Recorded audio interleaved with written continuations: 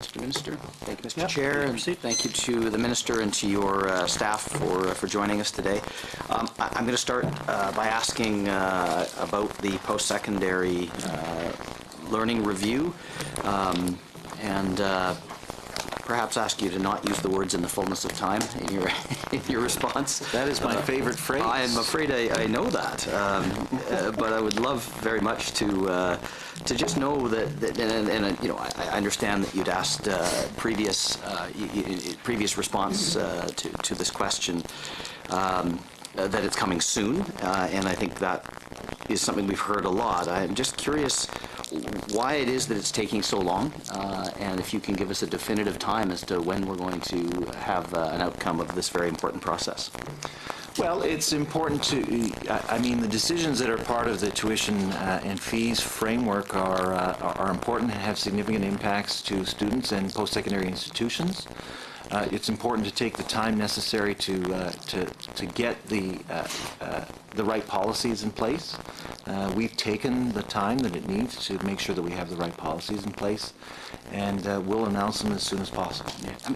I mean, given that significant impact, it is, you know, this is a great process. The estimates process is an opportunity for us as private members to ask questions of yourself and your administration. I think would have been welcome had significant announcements like this been made ahead of the estimates process, to have a fulsome opportunity for us to dig into that. But I just want to ask if you have any data on how much this review has cost to date, and if you can be as broad as possible in that answer, including time for administration and students or the folks who work for student organizations. You know, I've heard from stakeholders in a variety of areas that while they're very happy to participate in this process, that it seems to be dragging on and it takes time, and more importantly, it costs money in terms of their time and their staff time to do so. Do you have any estimate as to what that total cost of this review has been? Well, we appreciate significantly the contributions that all of our stakeholders have made in the process of reviewing the tuition and fees policies of this government. We don't have I can't estimate what the cost of the involvement on behalf of the stakeholders has been. All I can say is that ongoing policy review is a regular day-to-day work of the Department of Advanced Education, and so you know, the cost of this tuition and fee policy review is reflected in the overall budget for the department, and certainly is no different from any other day, month, or year where we continue to examine our policies and regulations. Okay. So I'd like to move on to access for low-income students. You've said on page 5 of your business plan that you're committed to affordable tuition, supporting students along the way. When I talk with people who are not as familiar with the post-secondary world as those of us around the table, they're surprised to hear that the student organizations in this province are not interested in free tuition, and they're even more surprised to hear that they're not actually all that enamored with tuition freeze. Generally, because there is a worry that once tuition freeze ends, there'll be this snapback and a substantial increase to make that up. They're also concerned that the backfill funding doesn't fully accommodate the tuition freeze. So I'm just curious if you have given consideration to placing tuition back in the Post-Secondary Learning Act, and in so doing, tying that to all future increases to a benchmark like CPI. Certainly those were some options that were presented during the tuition and fees policy review. And we'll have details to announce about the decisions that we've made with respect to tuition and fees policy in the very near future. So student aid, a lot of, so first I guess on your business plan on page 12, student aid, $228 million. What portion of that, is that where we would find the tax credits? Is that where that is captured? No, so the tax credits aren't captured in the estimates of advanced education. Okay. Do you know offhand what the number is in terms of how much is allocated to tax credits?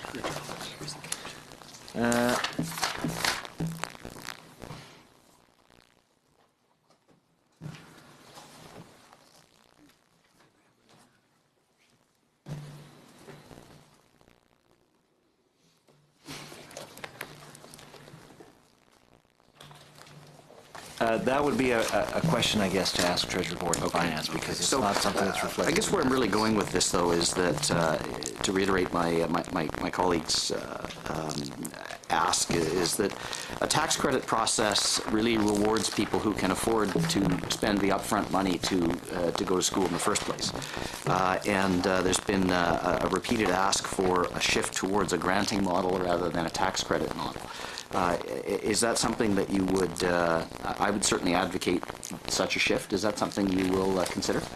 So that's something that, of course, we've considered under the tuition and fees policy review, and we'll be making announcements about the decisions that we've made with respect to tuition and fees policies in the very near future.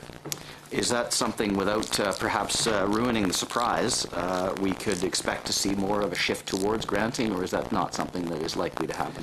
There's nothing in this year's budget with respect to changes to the tuition and education tax credit. Moving on to mental health, then, page 9, key strategy 2.4. While support post-secondary institutions in fostering healthy and safe campuses through various initiatives, including those related to mental health and preventing sexual violence. That's obviously a very important key strategy. What I was surprised, though, is that there is no performance measure associated with that. Can you tell me how we know whether we are in fact meeting that key strategy objective without having any performance measure that's tracked publicly in your ministry's business plan? Well, certainly this is something that we need to give consideration to in the future. Right now, we and our business plan, of course, is revised extensively from year to year, and we look at the performance indicators that we present in the business plan very carefully this year. It's important to remember that the investments in post-secondary mental health and preventing sexual violence plans are relatively new, and so as those programs proceed, we'll look at appropriate measures of success to evaluate those programs. Yeah. Strongly encourage you, please, to do so. How is mental health funding allocated? You've made some announcements recently, but there seems to be some lack of transparency in terms of how that funding will be allocated within from your ministry and within institutions. So there were a number of considerations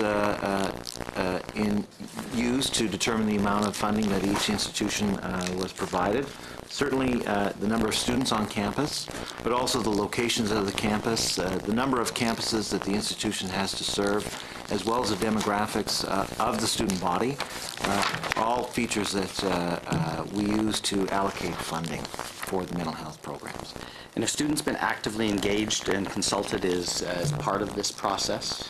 Very much so. So we had significant student involvement in the post-secondary mental health review panel. One of the discussions that I've had with students in particular is the importance of that services being available on campus in pretty much every case, not even just where possible, but pretty much every case. Is that something that you can commit to here? So the post-secondary mental health review panel identified the proper scope of mental health services that are appropriate to deliver on campus, and also determine which mental health services are really out of the scope of delivery from the institutions.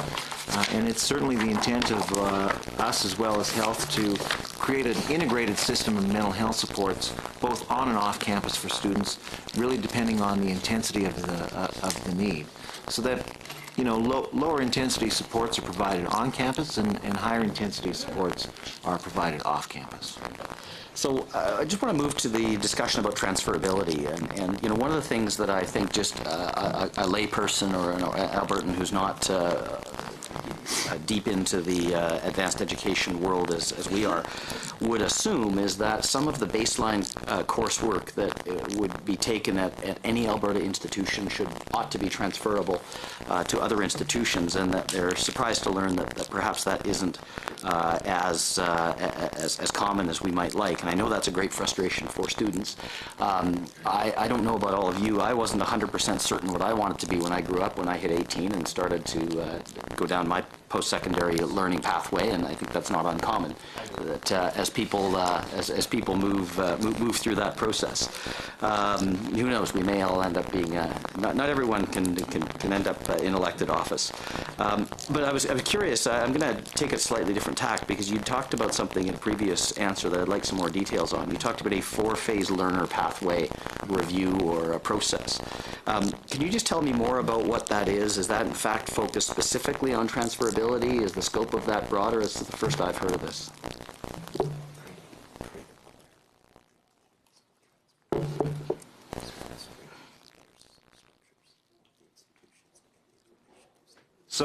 So it includes a number of things. It's about creating more clear communicating clearly the pathways that are available to students for transfer, but also creating the structures that bridge institutions and enable transfer from one institution to another.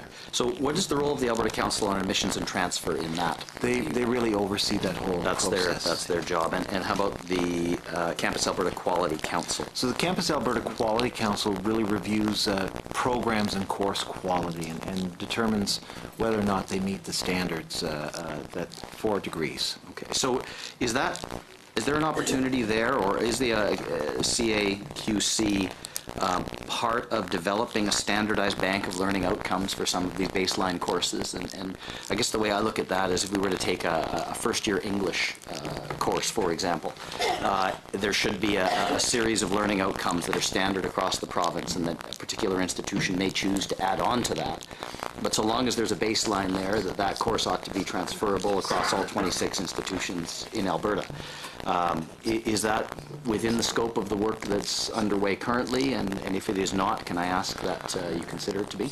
Okay. So Campus Alberta Quality Council is in a preliminary conversation about looking at outcomes from educational programs. It's not work that's currently incorporated into their review of programs and degree courses, but it's something that they're looking at doing in the future. Okay. And have you engaged students in this 4-phase learner pathway review? Is there a formal plug-in for students, either CAUS, ASEC, or other? Yep. Students are actively engaged through ACAT. That's good to know. Have you considered Indigenous students in this process as well, and looking for ways to reduce barriers for learners who attend Indigenous post-secondary institutions to transfer and attend universities? And I just want to note, of course, that you have an extensive note, number 3 on page 8 of the business plan, which speaks somewhat broadly to Indigenous education and Indigenous learners. But have Indigenous learners been considered as part of the 4-phase review? Yes, so Indigenous learners, especially the First Nations colleges, are part of that process. Okay. I'm going to move on here briefly to infrastructure. I'm going to ask a general question and then a fairly specific one. There is a request to increase the funding for deferred maintenance. I understand the Infrastructure Maintenance Program annual grant is substantial, but perhaps not adequate to cover the multi-billion-dollar deferred maintenance program. Are there any plans at all to increase the Infrastructure Maintenance Program to address the deferred maintenance backlog? So our plan presents $118.5 million in capital maintenance and renewal funding, which is a $17 million increase over the 2016-2017 actual dollars spent on capital maintenance and renewal. We recognize that as the economy recovers, public spending on infrastructure needs to be reined in somewhat, but still, in consideration of the historical expenditures on capital maintenance and renewal, our budget presents significant financial support for addressing the rather large infrastructure deficit on campuses. So that number, when I look at page 12 of your business plan, it drops. The post-secondary infrastructure spending was nearly $1 billion last year in 17-18. It's down to $727 million this year in 18-19. But by 2020 and 21, it's only $485 million. So it seems that we're looking at a roughly 50% cut from last budget through 3 years from now. That doesn't seem to square with the your commitment to addressing the backlog. Well, so certainly this is a projected target given the current anticipated demands on the system.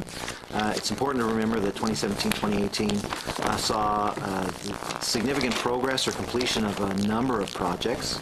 And that's reflected, of course, in the fact that we're not estimating as much money being spent on infrastructure this year, but certainly as infrastructure demands change from year to year, our budget targets in the out years may change to reflect those. There's a real concern that deferred maintenance backlog will only grow if the investments aren't made, especially in the out years.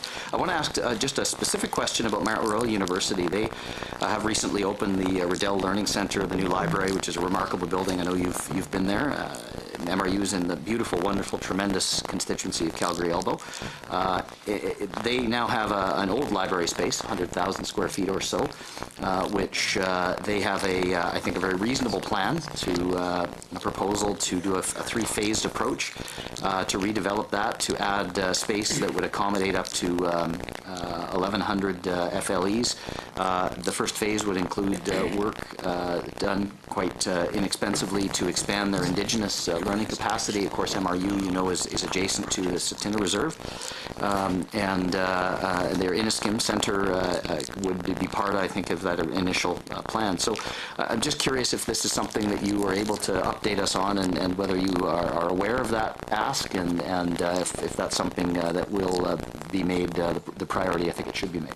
So officials from our department are actively engaged with officials from Mount Royal University to get an understanding of the project. Of course, the challenge that we have when deciding how to allocate infrastructure funding is that there are many priorities that we have to balance, and certainly the quality of that proposal and the value that it provides to the system will be balanced against the other proposals that we receive.